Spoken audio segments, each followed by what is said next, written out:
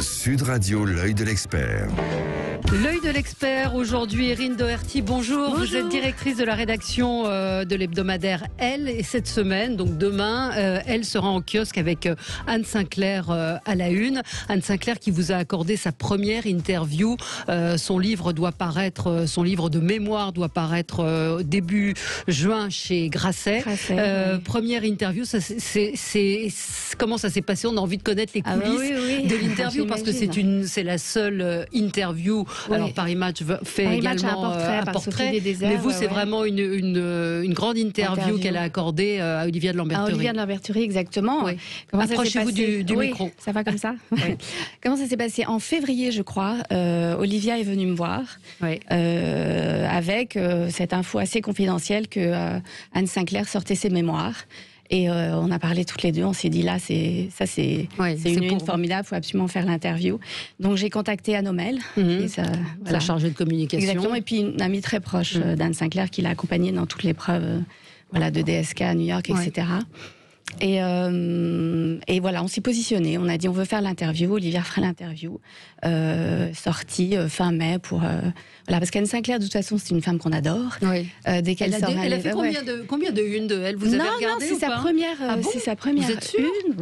Je crois que c'est sa première... c'est sa première une. Oui. En revanche, on l'a interviewée de nombreuses fois dans la rédaction. D'abord parce que dès qu'elle sort un livre, on en parle. La rafle des notables, notamment dernièrement, sur sa famille. Et là, c'était le livre qu'on attendait tous. Passé composé. Elle explique qu'elle avait toujours trouvé ridicule de faire ses mémoires. Et puis, quand elle a commencé à raconter sa vie... En fait, il y a eu un déclencheur. Ça a été l'émission Rambobina sur LCP par Patrick Cohen. Et elle a revu, alors qu'elle les avait pas revues depuis l'époque où c'était diffusé, elle a revu les émissions de 7 sur 7. Et elle s'est dit, au fond, il y a vraiment des choses extrêmement intéressantes. C'est vrai que c'est une parenthèse incroyable sur l'histoire médiatique et politique de la France à cette époque-là, qu'elle était une des rares femmes à la télévision à ce moment-là. Il y avait elle et Christine Ockrent. Et cette émission, je crois qu'il y en a eu à peu près 500, est culte. Donc son histoire, sa carrière, de toute façon, sont fascinantes. Donc elle avait dit, mais je suis pas sûre de vouloir quand même raconter mon histoire, ma vie. Je sais pas si ça va passionner les gens. Mais qu'elle les veuille ou non, Anne Sinclair est un mythe. Elle est un mythe parce qu'elle a cette carrière incroyable, elle a cette personnalité incroyable. Le statut d'une des rares femmes à la télévision à avoir aussi bien marché, en tout cas à l'époque. Être à la tête de cette émission culte, que tout le monde connaît, où elle a reçu tout le monde. Elle a reçu les grands leaders, elle a reçu Madonna. D'ailleurs, on parle de l'émission de Madonna, elle a été très déçue par la rencontre, parce qu'elle a vu arriver une Heidi, une petite fille de Suisse, habillée très bizarrement, alors que c'était un sexe symbole, et que là, elle arrivait avec un accoutrement extrêmement bizarre, et en plus... Une prestation assez insipide. Et elle revient aussi, par exemple, sur l'émission avec Jacques Delors, où il annonce, tout le monde s'attendait à ce qu'il annonce qu'il se présenterait, parce que tout le monde était en deuil de Mitterrand, et il annonce là qu'il ne va pas se présenter. Donc, je crois que l'émission a été très intense. C'est un record d'audience. Et puis, elle a aussi réalisé la dernière interview de Gorbatchev au pouvoir, 8 jours après l'interview qui a été réalisée, je crois, à Moscou. Tout s'écroulait, l'URSS s'écroulait. Et donc, elle était à la tête de cette émission incroyable, déjà qui façonne le mythe. Et puis ensuite, elle le dit elle-même, elle est connue pour deux choses.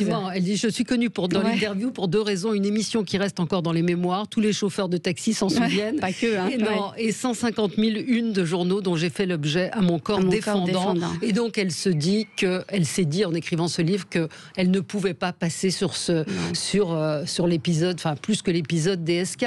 Elle pouvait pas. Même si au départ, je pense qu'elle aurait voulu ne pas le faire. Parce que c'est tellement douloureux de sa vie et que ça lui est tombé dessus. C'est une déflagration. Et néanmoins, quand on écrit ses mémoires, on ne peut pas passer à côté de ça. Et elle s'est dit, par respect aussi pour le lecteur, elle s'est dit, je ne peux pas ne pas en parler. Donc elle a décidé... Elle est journaliste. Donc elle sait que c'est impossible de ne pas en parler. Moi, j'ai trouvé que dans l'interview, alors je n'ai pas lu le livre encore, elle apparaissait comme une femme assez fragile, alors qu'on a l'image d'une femme forte face aux politiques, et puis d'une femme, oui, toujours amoureuse de DSK quelque part. Il y a beaucoup de... Elle ne dit pas de mal de lui. Non, parce c'est une femme très digne et très chic et très classe. Elle dit, j'ai décidé de ne pas être aigrie. Oui, mais elle a raison. C'est la meilleure façon de voir les choses. C'est dur. En fait, elle est étonnante parce que c'est vrai qu'elle a une très grande force de caractère. Elle a encaissé ce qui lui est arrivé avec beaucoup de classe, beaucoup de dignité. Et néanmoins, c'est vrai que c'est une personne, elle n'est pas du tout sûre d'elle. Je l'ai vue sur la séance photo de la couverture. Elle est magnifique. Elle a 72 ans. Elle est rayonnante. Elle est pétillante. Et pourtant, sur la séance photo, pas sûre d'elle, demandant est-ce que ça va, etc. Donc, ça fait partie de son charme incroyable aussi. C'est pour ça qu'on l'aime. Mais c'est vrai que cette histoire avec DSK l'a fracassée. L'a fracassée. Mais elle choisit de ne pas en être de ne pas être piégée par ce qui lui est arrivé. Elle a une très grande force morale. Elle dit qu'elle lui vient de sa grand-mère, qui était très attachée à ça. Et il faut être... Voilà, on encaisse. Elle n'est pas dans le never explain, never complain, parce qu'elle le dit dans l'interview, elle complain, mais néanmoins, elle avance, elle serre les dents, et en ça, c'est une femme admirable. Il y a une très grande sincérité qui ressort de l'interview, en tout cas. On a l'impression qu'elle ne cache rien. Elle dit qu'elle ne savait pas, contrairement à ce que beaucoup de gens ont dit, qu'elle ignorait cet aspect-là de DSK, c'est-à-dire ce côté obsédé sexuel, et qu'elle ne voulait pas y croire, et que lui était... mais c'est vrai que la femme soumise... on a du mal à le croire. Bien sûr. Et voulant plaire à DSK, c'est... Oui, et puis d'une femme avec un tel caractère, parce qu'elle a interviewé les plus... Elle le dit, j'ai interviewé les plus grands, et pourtant j'ai été sous l'emprise de cet homme. Et je n'ai pas voulu voir... Elle emploie le mot d'emprise. D'emprise. Et elle le dit, c'était important dans ce livre que les gens comprennent et me croient que je ne savais pas. Et je pense que ce qui est arrivé avec Anne Sinclair est arrivé à de nombreuses femmes. Et on peut partager sa vie avec quelqu'un pendant 20 ans et ne pas connaître sa part d'ombre. Et tout ça lui éclate à la figure, en même temps éclate à la figure du monde entier. On parlait des 150 000 une.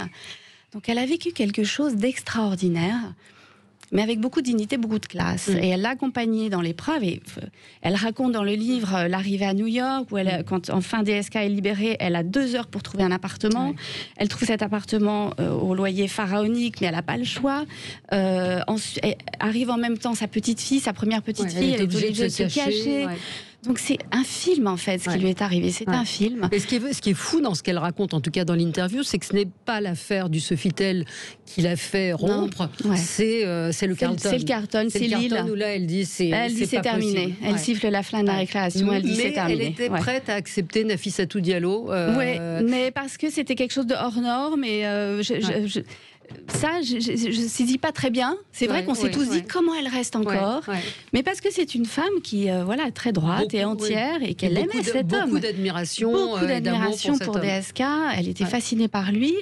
Il ne le lui rendait pas forcément à la même hauteur. Parce qu'elle raconte dans le livre que quand elle revenait de ses émissions de télévision, elle lui demandait alors tu as vu? Et puis oui, c'était très bien. Enfin, il ne la mettait pas en avant. Et donc, cette espèce de décalage par rapport à l'amour éventuellement qu'elle lui portait et lui en tout cas il l'aimait, c'est sûr, de toute façon comment ne pas aimer cette femme, mais il lui montrait moins.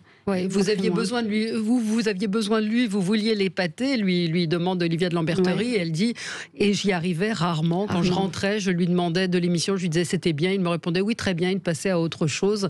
Et elle fait un parallèle intéressant avec le rapport qu'elle avait avec sa mère. Avec sa mère, absolument. Parce qu'elle avait un père qui la magnifiait, qui l'adorait, sa mère l'aimait évidemment beaucoup, mais elle ne la complimentait pas, elle ne la mettait pas en avant, et c'est une faille en fait. Donc elle se tortillait pour plaire à sa mère, et elle dit je me tortillais aussi pour plaire à DSK. Donc elle reproduisait un petit peu ce qu'elle avait vécu dans son enfance, ça l'a marqué. Et l'interview se termine par j'ai eu une chose folle dans ma vie. Je pense que c'est aussi un message message d'espoir pour plein de gens, de montrer que pour plein de femmes cette résilience qu'elle a, et en fait elle décide, Anne Sinclair, de ne pas être piégée par ce qui lui est arrivé et d'aller vers la vie, vers le bonheur. Et c'est vrai qu'elle a la chance d'être à nouveau tombée extrêmement amoureuse, parce que c'est une femme d'amour. Absolument. Quand on la croise, elle est pétillante, on a envie vraiment d'être... Elle dégage de l'amour, elle dégage de l'affection. Et là, elle est aux côtés de Pierre Nora, elle est une femme extrêmement heureuse. Et ça se voit, elle a tout le temps le sourire aux lèvres, elle a le regard qui pétille. Et on est contente pour elle. On est vraiment contente pour elle. En tout cas, l'interview, encore une fois, fait ressortir une grande sincérité, une grande humanité de cette femme et que moi je ne connais pas. J'ai dû la rencontrer 1 ou 2 fois et je trouve que oui, c'est à la fois le portrait d'une femme, c'est son parcours. Elle dit qu'elle n'a jamais été victime de sexisme, ça elle le raconte. C'est vrai. Mais je elle pense est très honnête. Je pense que le livre est un événement et donc à commencer par lire l'interview d'Olivia de Lamberterie. Ouais. Merci, puis bravo à elle pour ce très beau coup, comme on dit. Beaucoup. Et puis bravo aussi parce que récemment vous avez été reconnu comme journal. Oui, on est très contente. Voilà, d'information générale et politique. Voilà. Merci à vous, infiniment. Erin Doherty, d'être venue ce matin.